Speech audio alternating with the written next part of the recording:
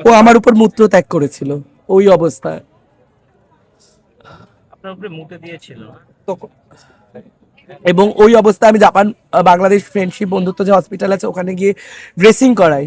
তারপরে ওখান থেকে ড্রেসিং করি আমি কলকাতায় যাই। কলকাতায় গিয়ে আমার পশ্চাৎ দেশে থেকে মাংস নিয়ে এখানে প্লাস্টিক সার্জারি করতে হয়েছে, করে লেজার ট্রিটমেন্টের মাধ্যমে সেটা নর্মাল করতে হয়েছে আমাকে।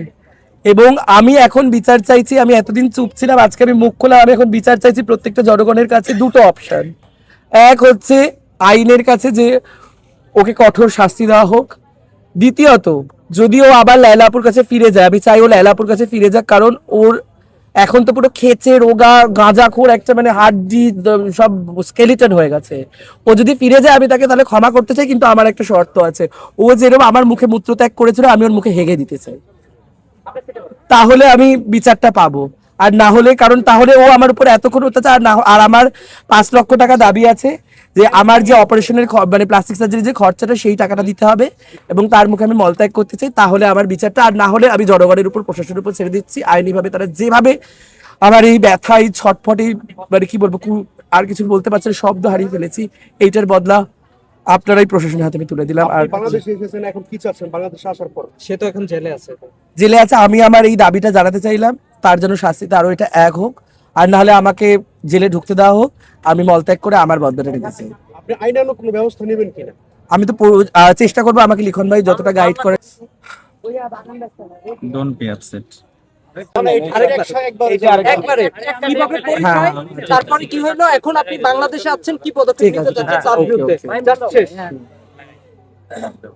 যাবো চিনি ভাই। সো আমার সাথে প্রথম মামুনের পরিচয় হয়েছিল হচ্ছে একটা কমন ফ্রেন্ডের থ্রুতে।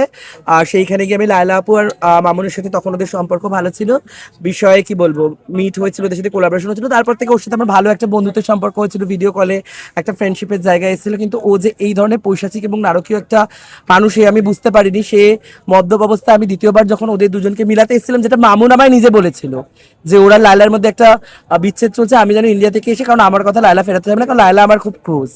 তো সেইখানে লায়লাপুর সাথে আমি ওকে মিলন করানো 2 ঘন্টা বাদে আমি ওদের দুজনের মিলন করলাম, ওদের মধ্যে একটা প্রেমের সম্পর্ক আবার স্থাপন করলাম। তার মাত্র 2 ঘন্টা বাদে মামুন আমার এয়ারবিএনবিতে বেসে মদ্যপ অবস্থায় আমাকে শারীরিকভাবে অশালীন কুরুচিকর স্পর্শ করতে চেয়েছে। এবং আমি যখন তাকে না করি, Where is that?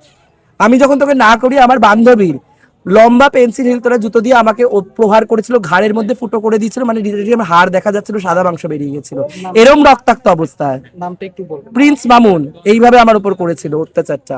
তার উপরে আমি যখন ব্যথায় যন্ত্রণায় ছটফট করতে করতে অজ্ঞান হয়ে যাই, অবচেতন অবস্থা